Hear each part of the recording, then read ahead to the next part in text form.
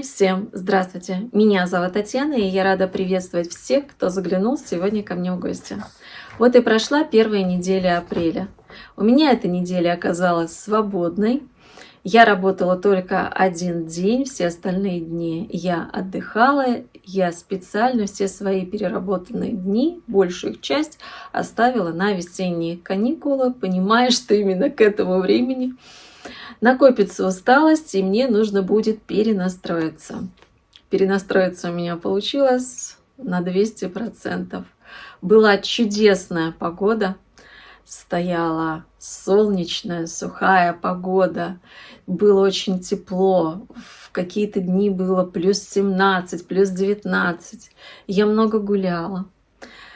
У меня были замечательные встречи, даже неожиданные. Я прекрасно проводила время, проводила свой досуг. Конечно же, я и вязала, и обо всем я сегодня вам поведаю в этом видео. Я не знаю, каким оно получится по времени. Если будет слишком большой, вы уж меня извините, у меня крайне редко случается очень длинное видео. Но я не знаю, сколько я информации насобирала для этого видео. И в самом начале тоже хочу немножечко обсудить тему такую наболевшую в последнее время. Очередная блокировка, Telegram. Я сейчас, те, кто у меня есть в моем канале Telegram, видят, что я там практически не появляюсь. Я приостановила ведение этого канала, потому что не вижу смысла. И меня многие спрашивают, где меня еще можно найти. Все мои площадки остаются так же, как они и были. То есть YouTube, Rutube — это видеоплощадки, куда я загружаю видео. Дзен, тоже в последнее время немножечко редко стало там появляться. Но все же буду появляться. Я не планирую открывать никаких каналов в Макс, это я вам сразу говорю, я не вижу в этом никакой надобности. Вы всегда можете со мной связаться, написав мне на электронную почту, и вот я вас хочу спросить. Telegram я создавала для чего? В первую очередь для того, чтобы туда кидать схемы и для быстрого общения. То есть иногда кому-то нужно быстро связаться, что-то спросить. Вот именно для этого был создан телеграм-канал, для быстрого общения со зрителями. И поймите, у меня зрители находятся в разных частях планеты нашей Земля. Меня смотрят и в Бразилии, и в Испании, и в Германии, понимаете? Поэтому Telegram, он доступен для всех. Если вам действительно необходима такая площадка, где вы хотите со мной быстро связаться, как альтернативу я могу вам предложить ВК, создать сообщество в ВК. На каких-то площадках я ничего создавать не буду. Либо, если нужно, там какие-то посты, может быть, это делать в Дзене. Вот напишите мне в комментариях, нужно это или не нужно. Так, по любому поводу, если уж очень быстренько нужно, на электронную почту вы всегда можете мне написать и со мной связаться. Ну все, теперь давайте с вами приступим к просмотру моего видео. Усаживайтесь поудобнее, а я начинаю. У нас сегодня так жарко, очень многие даже в футболках уже ходят. Но нет, я бы не сказала, что до такой степени. Солнце, конечно, припекает, но ветерок прохладный. Очень даже. Я приехала в центр города по своим делам. Специально машину оставила подальше, чтобы прогуляться по набережной. Эти колесо обозрения, на котором я очень люблю кататься. И я прошлась в той стороне и через мост по другой стороне. Иду в обратную сторону. Очень здорово. Солнце светит вообще Это театральный мост на площади Пушкина, а вдали виднеются башни-близнецы. У нас тоже такие имеются. Это высотные дома многоэтажные, которые называются «Огни Москвы». На площади Пушкина нет памятника, но есть памятный камень. И здесь же находятся 3 театра. Здесь же находится храм Живоначальной Троицы, который в советские годы был снесен и вновь возведен уже в начале 2000-х. А это главное здание почтамт с часами на башенке. Сегодня вторник, у меня запланирована встреча с одним очень замечательным человеком, и чуть позже я вас обязательно познакомлю. С кем мы встретились? Вот это привет. Наташа. Наташа, ты помнишь, как мы с тобой познакомились? Так, подожди, мы познакомились через Ирину Брандт. Ты мне, выходила, видимо, из-за того, что я в Иванове живу, в рекомендованных были. Но я как-то так немножко все же на бегу всегда у нас. Я немножко посмотрю, то некогда комментарии. И как-то вот мы никак не могли состыковаться. И потом мне Ирина говорит: Наташа пишет мне: а ты знаешь о том, что в твоем городе есть мастерица-вязальщица? Я, по-моему, даже ей написала, говорю, а мне это видео было, эта вязальщица была в рекомендованных, это мастерица. Она говорит: сходи, посмотри. Я говорю: хорошо. И я сразу же говорю: все, откладываю все на потом, включаю компьютер и иду. И вот так вот мы и познакомились. Поэтому, Ирочка, брат, тебе большое спасибо. И от нас привет с Наташей. Да, спасибо, да. Иришка, привет. Мы сегодня решили с Наташей встретиться, пообщаться. Погода чудесная. Будем болтать. Да. Да. Весна. Весна. Ссылку на каналы девочек, на Наташу и на Ирину Брандт я обязательно оставлю в описании к видео. Если у вас возникнет желание познакомиться с этими замечательными людьми, проходите и смотрите. Вчера у меня был невероятно эмоциональный день. Я получила столько эмоций. Сначала мы встретились с Наташей. Когда мы с ней встречаемся, время летит настолько незаметно. У нас 2 часа, как 20 минут проходит. Мне кажется, если нас с Наташей посадить на целый день, мы даже не заметим, как ночь настанет. Настолько мне уютно, комфортно в компании с ней. Вот просто Наташа как родной человек. А сразу после встречи с Наташей у меня состоялась еще одна. Для меня это просто невероятная встреча. Немножко вам расскажу. 25 лет назад я получила свое первое образование. И после того, как я защитила диплом, сдала госэкзамены, у меня их было 3, я уехала на все лето оставшееся работать в детский загородный лагерь. Это было 3 смены. И когда я заполняла анкету, я указала, что я хотела бы работать на детях возрастом 9-10 лет. И когда мы приехали, там какая-то получилась неразбериха, и меня отправили работать на 2-й отряд. А я так боялась взрослых детей, а там были взрослые дети. Причем это был смешанный отряд, где были дети домашние, были дети из интерната. Мне, конечно, было немножечко боязно, но так они меня хорошо приняли. И у нас настолько сложились теплые с ними отношения, особенно с одной девочкой, с Викой. Разница с Викой у нас всего в 5 лет. То есть совсем небольшая, потому что детки там, были взрослые. А я закончила первое образование, мне было 19 лет. Вика из интерната. Когда закончился лагерь, мы приезжали, собирались, ездили к ним в гости. Но потом нам кто-то из воспитателей, мне кажется, сказал, что так делать не нужно.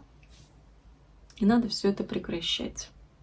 Очень я переживала. Тогда не было никаких телефонов, интернета, ничего этого не было. Конечно, связь потерялась. И вот прошло 25 лет. И Вика моя нашлась. Нашлись мы благодаря соцсетям. И вот мы с ней встретились. Это, конечно, очень эмоционально. очень здорово.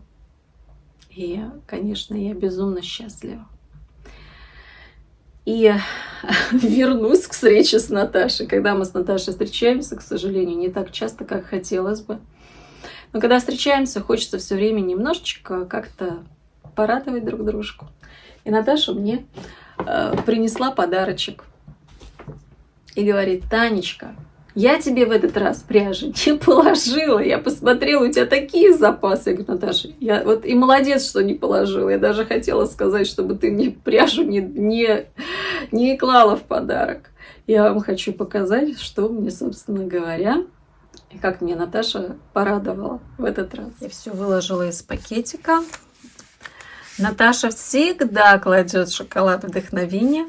Она говорит, что это самый настоящий шоколад. Причем, посмотрите, наклеила мне наклеечку: «Открой свое вдохновение». А может быть, здесь была наклеечка. Шоколад.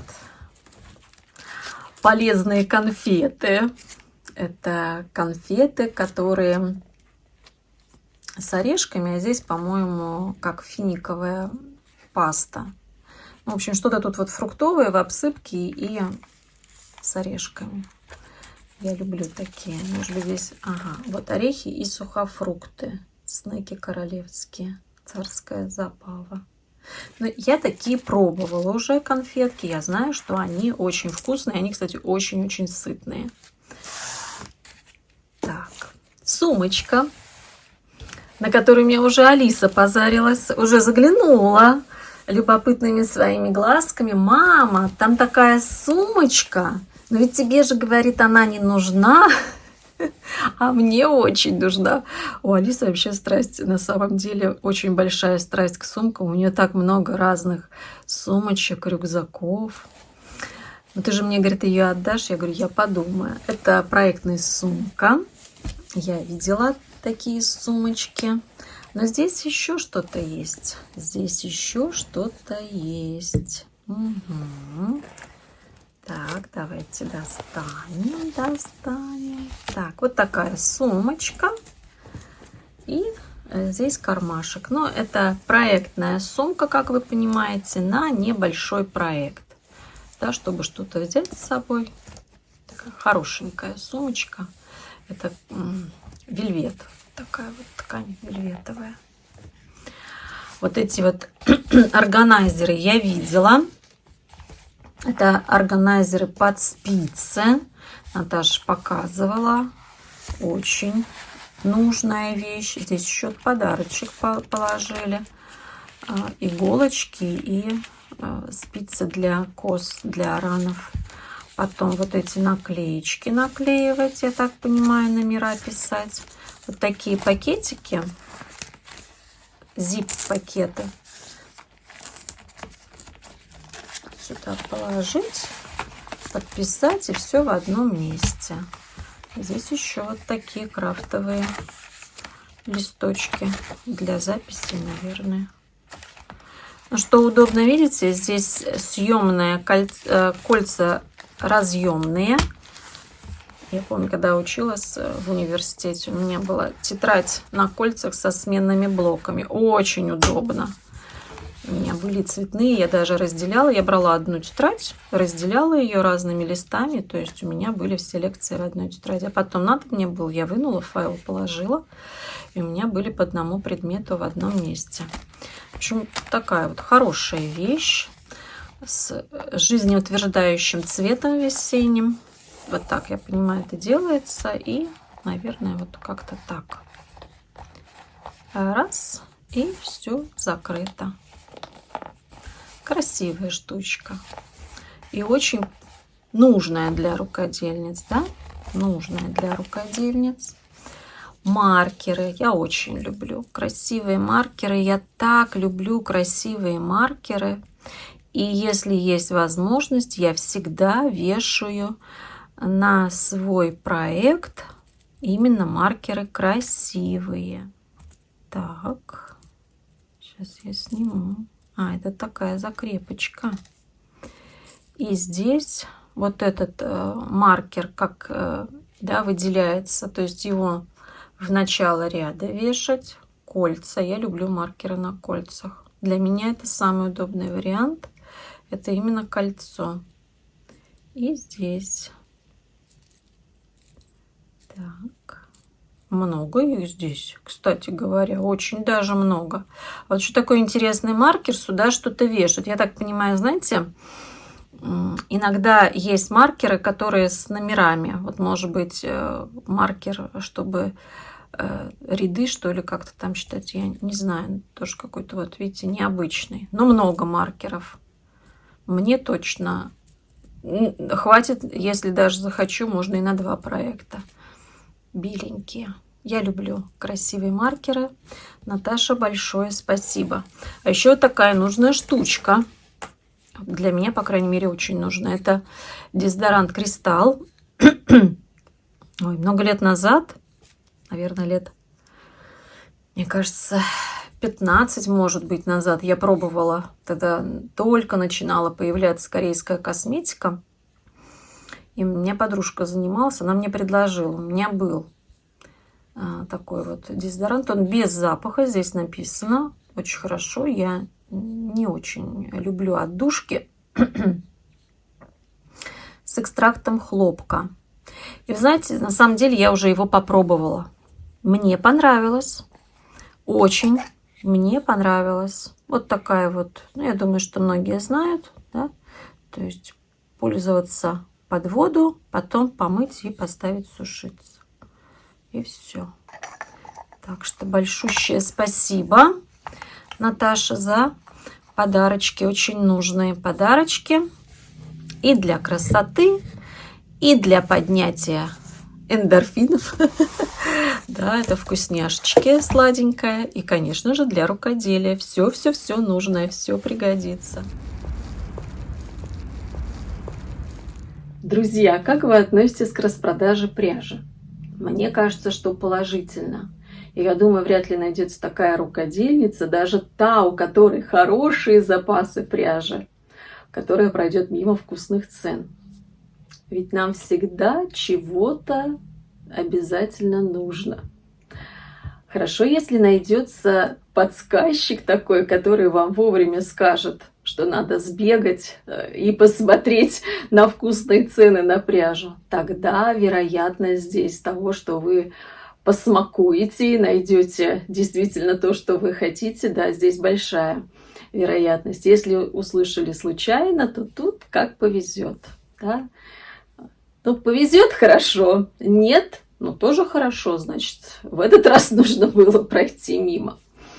Ну, вот так же случилось у меня. Случайно я услышала, что распродается пряжа, даже не думая, что я что-то смогу там для себя найти, но ради любопытства решила пойти и посмотреть. И мне повезло. И я отхватила лакомый кусочек. Вкусище, я бы даже сказала. Я хочу вам показать, что я для себя заказала и зачем. Обязательно вам расскажу.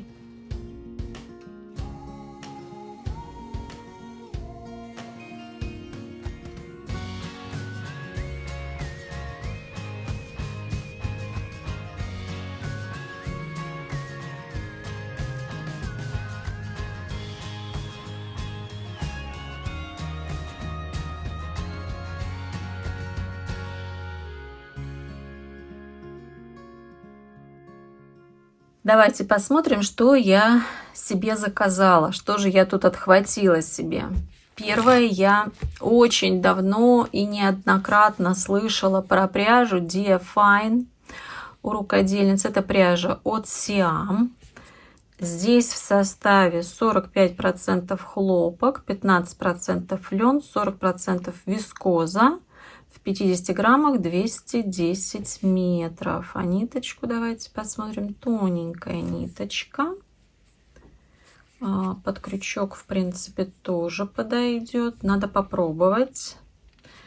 Цвет немножечко не такой, как был на носителе. Ну, ничего страшного. Цвет для весны я брала для того, чтобы какую-то себе маечку связать. Маечка, кофточка. В общем, с коротким рукавом это точно. И взяла я 5 моточков.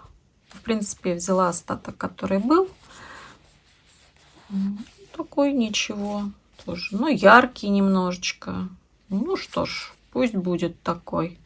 Сама по себе ниточка очень мягкая. Нет здесь блеска, знаете, такого навязчивого блеска. Нет.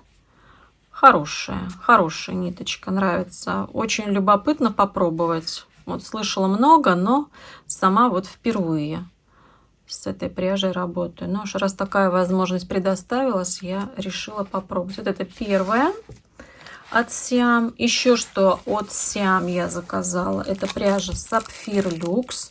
У меня такая пряжа есть, я ее еще не пробовала. Я заказывала себе сиреневый, но там пришел цвет более темный. Но вот я в этом году решила уже из той пряжи связать. Тоже цвет, по-моему, пудра назывался. Но он такой, знаете, какой-то в золото немножко, розовый в золото. Заказала себе 3 бобинки. Хочу все-таки я из этой пряжи. Ну, что это такое уже? Это вискозный шелк. Такая, знаете, в одно время даже очень нашумевшая пряжа.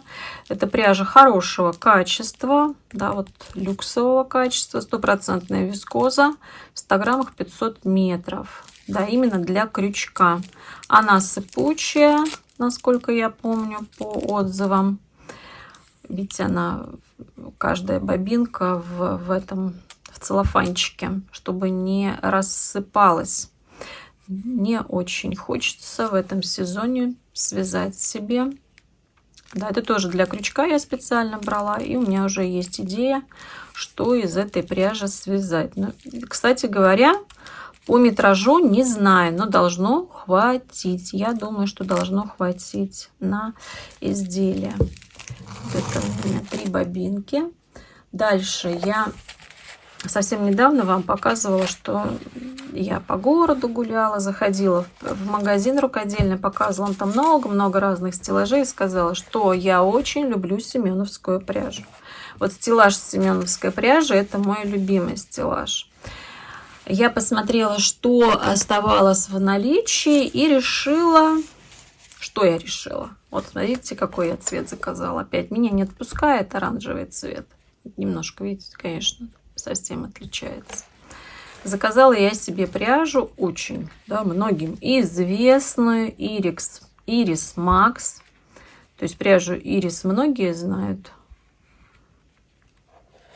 Ее больше знают в маленьких таких, да, бобиночках, маленьких клубочках по 25 граммов. Я себе заказала 100-граммовый, 525 метров, 100% мерсеризированный хлопок.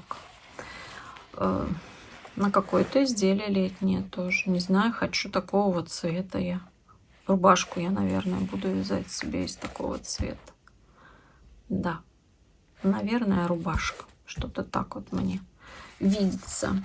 Заказала себе аж 400 грамм. Вообще была какая-то мысль про какой-то, может быть, чуть подлиннее изделие, может быть, типа какого-нибудь кардигана. Не знаю, сейчас вот увидела, смотрю, а если рубашка? У меня была когда-то рубашка вот такого вот цвета.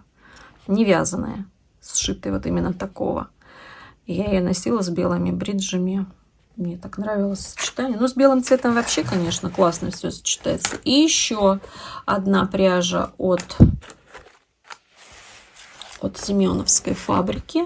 Вообще она очень небюджетная сейчас. Те, кто как бы следит, работает, те знают, что семеновская пряжа, она не бюджетная. Она никогда не была бюджетная. Я очень люблю летнюю серию. И когда я ездила покупать пряжу, ну, раньше-то, да, были оффлайн-магазины, был у нас большой-большой магазин, назывался он «Вязаный мир». Он, наверное, и сейчас есть, просто он переехал. И когда приезжал, для меня это был самый настоящий праздник. И вот я несколько раз на летние изделия покупала семеновскую пряжу. Именно тогда я познакомилась с пряжей «Нежность», с Лили, пряжа Лили, потом Тамара, Березка. Ну, в общем, несколько летних артикулов, с которыми я очень хорошо знакома. Это хлопок Кабле. Это хлопок Кабле, тоже очень хороший хлопок. Он матовый. Он абсолютно матовый. Здесь в 100 граммах 430 метров. Но очень приятный хлопок. Мне нравится. Тоже я из него как-то вязала детский костюм. Детский костюм я из него вязала, когда у меня была дочечка совсем маленькая. Один раз я работала с этим хлопком. Тоже взяла остаток, который был. Ну, из того, что было, да, то есть как бы выбор. Я решила вот взять сиреневый цвет. Я его очень люблю. Этот цвет нежный, такой нежный цвет. Но он тоже разный. Мне нравится то, что у семеновской пряжи у них очень богатая палитра цвета. То есть у них вот, например, один оттенок, он может быть разный. Светлее, тон темнее. Это, конечно, классно. Вот это, по-моему, называется абрикос. Здесь у них написано так. Да, этот абрикос, а это что, по-моему, фиалка. Угу. Фиалка с каким-то номером. Но очень мелко. Вот так. Так что мой лакомый кусочек, я считаю, что очень даже лакомый. Чему я очень рада, что все-таки заглянула и немножечко тоже себя порадовала пряжицей к лету. Хотя у меня есть летняя пряжа, но, как я сказала, сейчас пряжа дорожает, очень дорожает. Ну, что ей будет? Тем более хлопковой ниточки. Ничего не будет. Даже если я не свяжу в этом сезоне, ну, значит, когда-нибудь все равно это пригодится. Так, поделилась с вами, показала. Сегодня у нас развлечение в кинотеатре. Пойдем в кино с дочкой, с подружкой и еще с ее ребятками.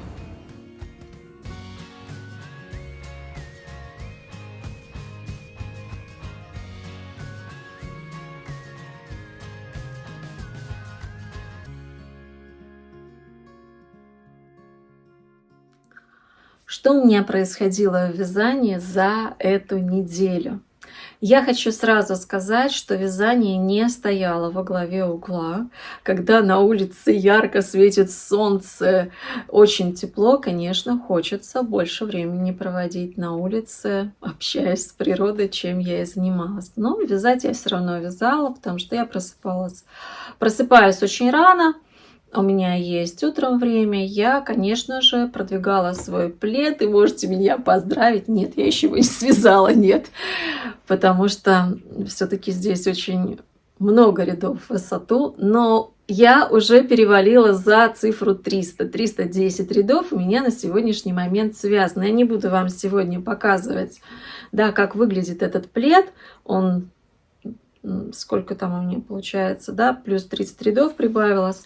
Это не так много. Я очень надеюсь, что за эту неделю я приду к числу 350. А если больше, так это будет еще лучше. И вот в следующем влоге я вам обязательно покажу, как уже начинает складываться картинка. Мне, если честно, очень хочется побыстрее довязать этот плед. Я не знаю, друзья мои, те, кто вяжет один процесс очень-очень долго. Я устаю от одного вот такого длинного процесса. Он мне начинает надоедать, и мне хочется быстрее его спулить, как говорится. Поэтому я, конечно же, буду продолжать вязать. И он мне немножечко, если честно, он меня немножечко даже тормозит, потому что мне хочется вязать плечевые изделия, а я не распроцессиваюсь, потому что я осознаю, что сейчас начнется работа, и я просто не смогу, да, разбегаться по разным процессам. Поэтому, да, мне хочется максимально быстро довязать этот плед. У меня почти готовое изделие. Я думала, что за вчерашний день я успею связать, но так как нужно снимать какие-то моменты, пока еще все-таки нет. Но мне осталось совсем чуть-чуть, и на следующей неделе точно будет готовое изделие. Это мой ярко-коралловый процесс. Моя кофточка. У меня, в принципе, осталось здесь совсем чуть-чуть. Да, вот посмотрите, я вам показываю. Вот она, кокетка. Мне осталось здесь что? рукава обработать, горловину и низ изделия. Все, оно будет готово. Ну, конечно же, провести ВТО. Так вот будет при дневном. Я-то вот вижу такое легкое мерцание. Конечно, когда, да, видно легкое мерцание, видите, так. Здесь очень-очень мелкие пайетки, я вам говорила об этом. Но мне очень нравится такой, знаете, деликатный блеск. Эта кофточка уже на теплый сезон.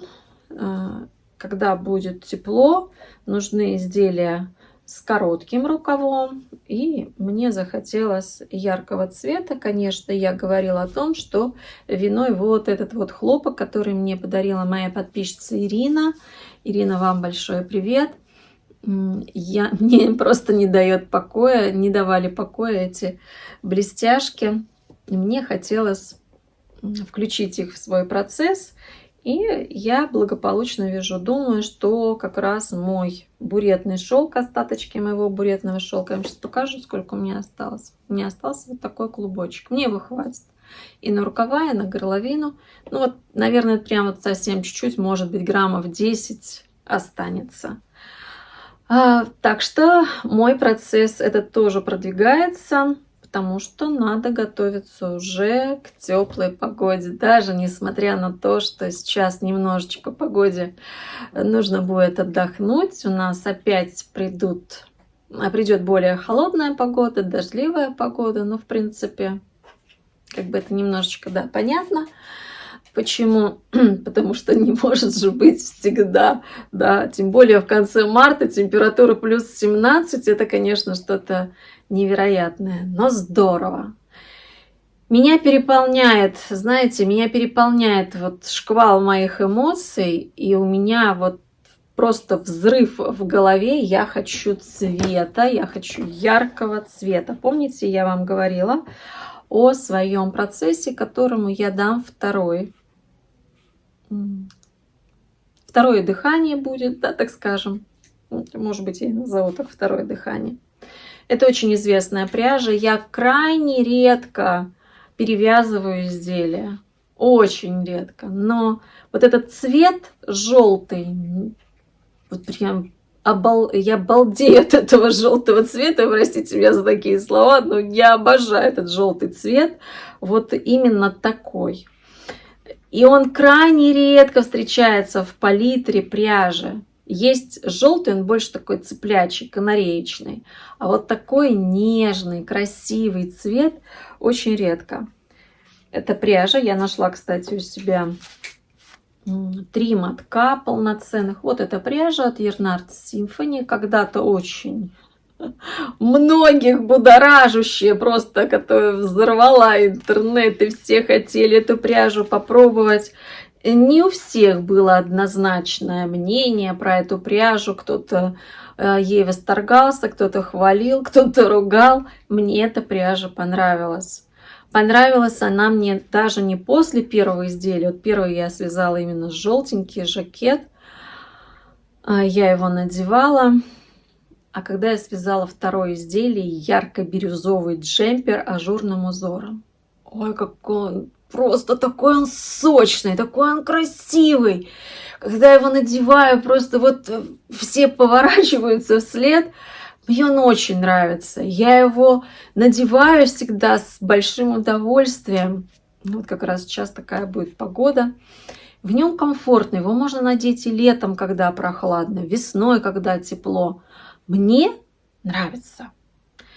И я захотела опять же изделие связать ажуром. Я уже подобрала ажур и начала вязание.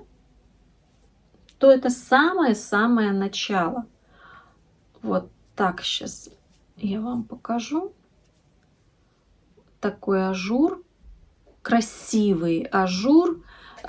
Как будто вот веточки или цветок какой-то вьющийся получается. Что-то вот такое напоминает. Что я вам хочу сказать? Мне так понравилось то, что пряжа Symphony, вот она была в изделии. Мы знаем с вами, когда распускаем все такое вот, да, кудряшки такие из пряжи получаются. И когда мы вяжем, получается большая рядность. Вот понимаете, здесь как будто я вяжу от мотка. Вообще ничего абсолютно не произошло с этой пряжей. И мне это очень нравится. Когда говорят про турецкую пряжу, что она неубиваемая, да, действительно, я могу согласиться с этим. Вот что я бы вязала от мотка, что от клубка, который я распустила. Вот посмотрите, я даже вот так вот сделаю, видите? Нитка абсолютно прямая, не создает никакой кучерявости полотну. И я с таким удовольствием начала вот этот вот процесс, просто прям хочется. Потому что сейчас у меня закончится вот это изделие, я буквально выложу это видео и завершу этот процесс, постираю и уже на следующей неделе вам представлю. Конечно же, я буду вязать. Я очень люблю вязать плечевые изделия. Именно плечевые изделия меня вдохновляют больше всего, чем какие-то остальные. На все остальное, особенно что-то мелкое, мне нужно очень долго настраиваться. Я не могу вязать. Я могу вязать все, конечно, но не все мне хочется вязать. Вот так я скажу. И так как этот процесс у меня закончится, я очень хочу вязать крючком. У меня вот эта идея здесь звоночком звенит. И у меня будет опять же 2 плечевых изделия. Одно спицами, другое будет в крючке. Это из той новой пряжи, которую я получила. И я надеюсь, что в следующем видео я вам обязательно покажу свои новые процессы. А еще я вам хочу рассказать одну очень интересную историю, которая со мной приключилась буквально 2 дня назад. Знаете, я стала узнаваемая. Меня узнают на улице. В пятницу я гуляла в парке со своей Викой. Конечно, спустя столько лет очень много хотелось друг другу рассказать. Мы очень эмоционально друг с другом разговаривали.